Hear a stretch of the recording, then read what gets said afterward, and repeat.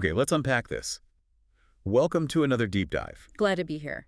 Yet today we're looking at something incredibly universal, but deeply personal at the exact same time. Oh, absolutely. We are talking about how we define, how we talk about, and ultimately how we share the stories of where we come from. You're diving into the concept of the hometown. And I have to say, the stack of sources we have to pull this off is, well, it's genuinely one of the most eclectic we've ever had. It really is. I mean, Yeah. we've got transcripts from English language learners talking about their homes. We've got essential travel phrase guides, a really dense linguistic article on how society classifies communities. And then, hanging out at the very bottom of the stack. right, hanging out at the bottom. And we'll get to why this is actually the most important piece later. We have a Centers for Disease Control and Prevention guide on how to script audio, The CDC? the CDC. It Uh-huh. sounds like a chaotic mix. It does, but it actually creates a really perfect roadmap because we're essentially moving from the strict definitions of our environments into the emotional reality of living in them, and then finally landing on the hard science of how to actually communicate that reality to another human being. Without losing them in translation. See, exactly. Because, it's one thing to feel the warmth of your hometown in your gut, right? But it's a completely different challenge to try and explain that feeling to a total stranger. It's surprisingly difficult. So the mission for this deep dive is to figure out the exact language we use for our spaces and then master the most effective ways to tell those stories. Sounds good. Let's start with the physical spaces themselves.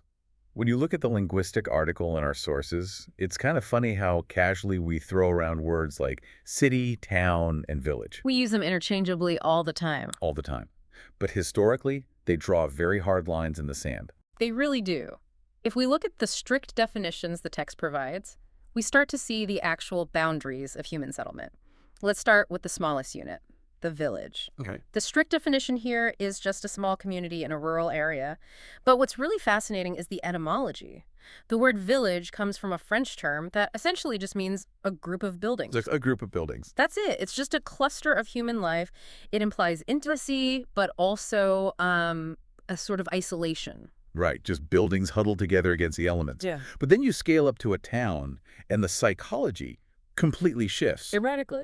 The text notes that the word town originates from an Old English word referring to a walled or fenced place, like a farm or a courtyard. That's the crucial insight right there. Our modern definition of a town is an incorporated, populated area with fixed boundaries and its own local government. It sits right between a village and a city in size. But think about that Old English root, a walled space. Even today, our concept of a community is subconsciously rooted in this ancient idea of defense. Of drawing a circle and saying, this is us inside, and that is the outside world. Yes. Which is wild to think about when you're just, driving past a welcome to our town sign on the highway. Yeah. You don't think of it as a fortress. Not at all. But does that definition really hold up today? I mean, with modern suburban sprawl, those walls and boundaries feel pretty blurry. Well, physically, yes, the walls are gone. Yeah. But linguistically and administratively, that boundary is everything. A town has incorporation. It has an official line where its jurisdiction ends. So the wall is invisible now, but it still defines the community. Fair enough. And then we hit the big one, the city. Yeah. Right. The linguistic definition here actually made me laugh because it's so deceptively simple. The text just calls it a large or important town. That's all it is. It just takes that walled community and scales it way up. Yeah. But the reality of living in a city versus a village couldn't be more different. Yeah. And the sources show this through the adjectives we're taught to associate with these places. The contrast in the vocabulary is really striking. When the text lists descriptive words for a city, you see bustling, crowded, modern, noisy, expensive. And full of tall buildings. Yes, the language itself is dense and vertically oriented. Whereas the vocabulary we're given for a village or a small town leans toward words like sleepy, spacious, traditional, neat, or even empty. Empty, yeah. There's a completely different heartbeat implied by those adjectives. Spacious versus crowded. Sleepy versus bustling. And it goes way beyond just descriptive adjectives.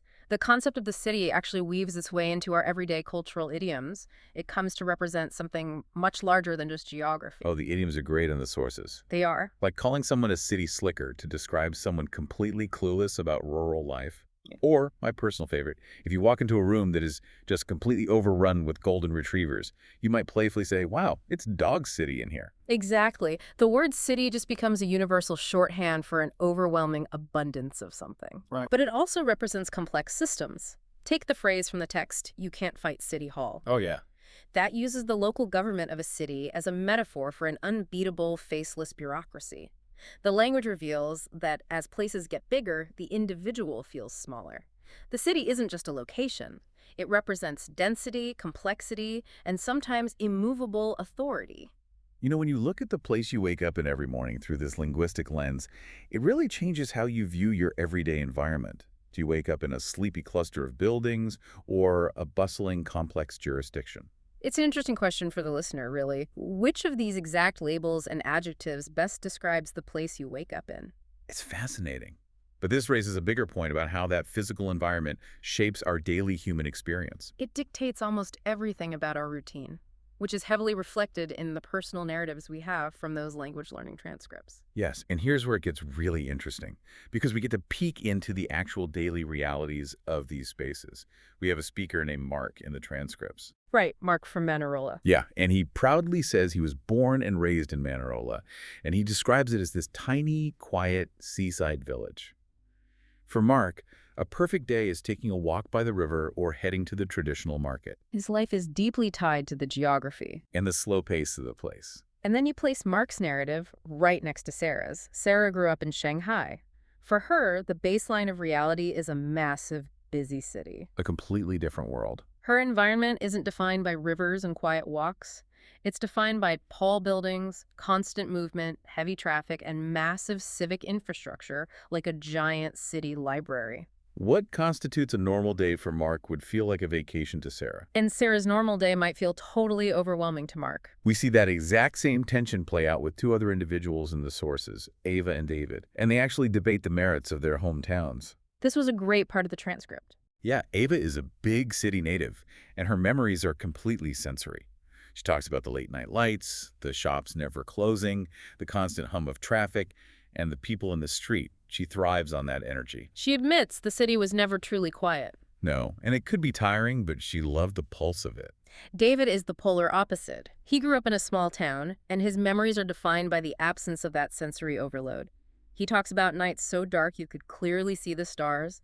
He talks about the air feeling fresh and the streets being completely empty after dinner. Which sounds a bit lonely, honestly. Ava dreams of lights and action, and David dreams of empty streets. Well, it sounds lonely until he explains the trade-off. Right. Trade-off for those empty streets was a profound sense of community. He specifically mentions that you couldn't walk to the local shop without running into someone you knew. Neighbors constantly looked out for each other. That is true. In a city of millions, you can be completely anonymous, which is its own kind of isolation. But in David's town, everyone knows your business. Precisely. And what's brilliant about these transcripts is how they dive into the nuanced geographic vocabulary we use to navigate these exact spaces. For instance, the distinction between a street and a road. Oh, I loved this part. The text points out that a street is located inside a town or a city, and it's flanked by buildings, houses, or shops. A road, on the other hand, is usually outside of a town, running between settlements or through the countryside. You live on a street, but you drive down a long road. It implies a difference in utility. A street is a destination, a place where life happens. Right. A road is just a pathway to get you from one destination to another. Wait, let me push back on that a little. What about a massive 6-lane road right in the middle of a major city? Like, people definitely live on those, and they're right in the thick of the urban sprawl. Does that rule really always hold up? That's a fair point. In massive urban centers, the terminology definitely bleeds together. But as a baseline rule for how we organize our geography, the distinction is fundamentally about the presence of community. The street is enclosed by human habitation. The road is the connective tissue between those habitations. Okay, that makes sense. It's the intention of the pathway. And speaking of intention, there's this wonderful, subtle, emotional rule highlighted in the text regarding proximity. Ah, yes. The difference between saying something is close to versus saying it's near. Yes, technically they mean the exact same thing, a short distance away. But the text notes a distinct emotional temperature between the two. Close to feels warmer, more intimate than near. It's so subtle but so true. You'd tell a tourist that the supermarket is near the hotel, but you tell someone that your best friend lives close to you. Exactly. You wouldn't say my best friend lives near me unless you were purposely trying to sound a bit emotionally detached. It's a brilliant distinction, and it ties perfectly into the everyday physical practicality of navigating these hometowns. If you live in a small town, getting around is a personal physical act. The text mentions simply walking 5 minutes to the library to borrow free books. It's manageable on foot. The infrastructure is scaled to the human body. But if you're in a sprawling metropolis, the human body isn't enough. You need systems. You might find it more to borrow a word from the text. Convenient to take the bus from a busy bus stop. Right. And this is exactly where the essential travel phrases from the EFGO blog source become a matter of survival if you're visiting a new hometown. Absolutely. If you're dropped into an unfamiliar city, you aren't just looking for a friendly neighbor, you're looking for infrastructure. You need to know how to ask, where is the bus station? Or where is the train station? You're dealing with modern logistical problems. Which is why the travel guide includes incredibly specific modern phrases. You aren't just asking for directions to the town square. You're asking, is there somewhere I can charge my phone or laptop? Or is there somewhere I can leave my luggage? You are navigating the logistics of the city. And if you happen to be navigating a city in England, you might just get a casual cheers as a thank you when you finally track down that charging port. Always nice to hear a cheers. I do love a good cheers. Yeah. But looking at all of this, we have the strict definitions of town versus city. We have the emotional weight of David's dark skies versus Ava's neon lights. And we have the practical logistics of just finding a bus stop. It's a massive amount of information. It is. How in the world do we package all of that into a story that someone else can easily understand without their eyes glazing over? Well, if we connect this to the bigger picture, we have to transition from the feeling of a place to the mechanics of communication. And that brings us to the most surprising source in our stack, The CDC guide. the Centers for Disease Control and Prevention's audio script writing guide. I have to admit, when I first saw this in the stack, I was completely baffled. Why are we taking storytelling advice from the CDC? It sounds so clinical. Because for an organization like the CDC, clear, unmistakable communication isn't just a stylistic choice, it's a critical necessity. When they release an audio script, they can't afford for the listener to be confused or overwhelmed. That makes sense. Their guidelines are essentially a masterclass in how to effectively transfer an idea from your brain into someone else's ear. Okay, let's break these CDC guidelines down because they are incredibly practical. The foundational rule they have is write for the ear, not the eye. Right. The guide points out that text written for the eye can afford to be complex. If you're reading a dense paragraph, you can pause, you can linger over a word, or reread a sentence until you figure out the meaning. But audio is entirely linear. It goes by at the literal speed of sound. Listeners only hear things once. There is no rewind button in casual conversation. If you lose them halfway through a sentence, they miss the entire point. Which leads directly to their harshest rule, and this one really blew my mind. Keep your sentences short. They specifically demand that you stay under 25 words per sentence, or ensure the sentence takes no longer than one single breath to say. One breath. That feels so restrictive. Why 25 words? It's all about cognitive load. The CDC understands that the human brain can only hold so much audio information in its short-term memory before it needs a break to process it. Right. If you need more than one breath, or if you find yourself using dashes and semicolons in your script, you're jamming too many ideas together. One sentence should equal one single idea. They also push heavily for the active voice instead of the passive voice. The classic example they use, instead of saying, the car was driven by the boy, which is passive, you should say, the boy drove the car. It's active, it's direct. They call this writing from A to B. It gives the statement authority. It also literally shortens the sentence, which helps you hit that under 25 word limit. When you strip away the passive construction, the imagery becomes immediately clear to the listener. Now, here's a rule that I found really charming coming from a government agency. The CDC insists on using contractions. Yes. We're taught in formal writing to spell everything out to sound professional, like there is, do not, is not. Yeah. But the CDC says no. Use theirs, don't, and isn't. It's a vital rule for audio.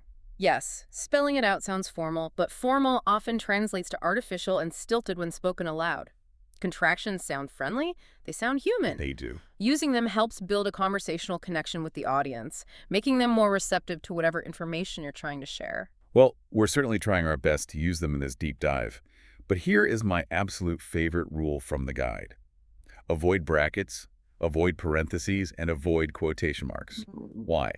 Because, as the text hilariously points out, nobody speaks in parentheses. Exactly. You can't see punctuation in audio. If a speaker is reading a script full of parentheses, they naturally have to alter their cadence to imply the brackets, which creates friction for the listener. And the same goes for quotation marks.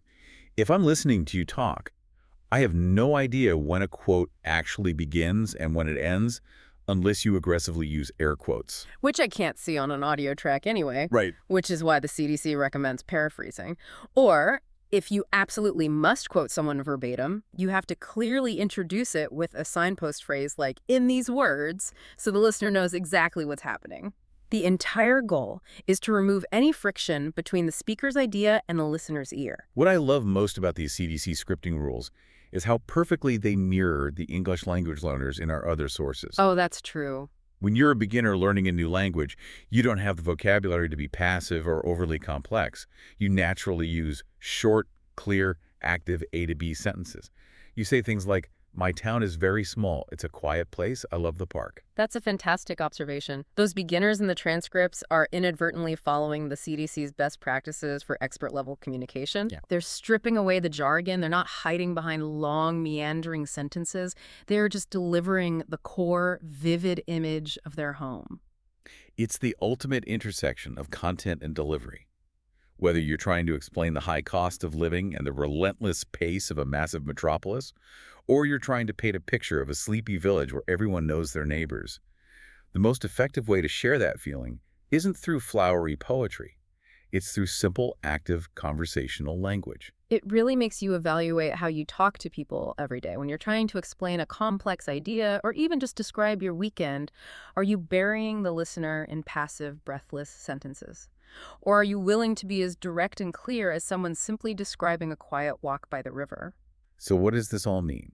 If we step back and look at everything we've unpacked today, describing our hometowns is a surprisingly complex art form. It is. It starts with knowing the right technical vocabulary.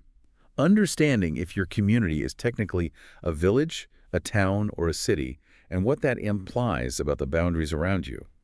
It requires the ability to tap into the emotional weight behind the old proverb, there is no place like home, whether that means neon lights or dark, starry skies. And crucially, it requires using clear, active A to B language to paint a vivid picture in the listener's mind without losing them in unnecessary details. So the next time someone asks you where you're from, pay attention to how you answer.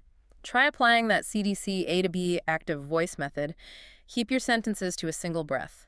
Yeah. Tell them if it's a bustling city or a sleepy town, but do it simply and directly. You might be surprised by how much more powerful your story becomes when you strip away the complexity. It really is a game changer for how you communicate anything, not just where you grew up. But before we wrap up, I want to leave you with one final thought. I want to combine two very different ideas from our stack of sources today to give you something to chew on. I think I know where you're going with this. It's about the proverb. Yes. The sources mentioned a classic English proverb, a watched pot never boils. We all know what it means. If something takes a long time to happen, it doesn't do you any good to stand there and stare at it. You just have to step away and give it time. Now, keep that in your head. Like waiting for a tree to grow in your yard. If you look at it every day, you never notice the change. Exactly. Yeah. Now, completely separately, another source noted how a hometown can become utterly unrecognizable over the span of 20 years. Right. The landscape shifts, the architecture changes, the local shops close down, the cost of living skyrockets. It transforms into a different place entirely. So let's smash those two ideas together. It creates a pretty profound question about our own awareness. It really does. Think about this. If you have lived in your hometown your entire life, is your hometown just a watched pot? Are you actively failing to notice how your everyday environment is slowly becoming unrecognizable right under your nose? Do the buildings get a little taller, streets a little wider, and the neighborhood a little different every single day, but simply because you're always there and you never step away, you're blind to the boil? That's a great thought. It's something to mull over the next time you walk down your local street and wonder if it's always looked exactly like that. Thanks for joining us on this deep dive, and we'll catch you on the next one.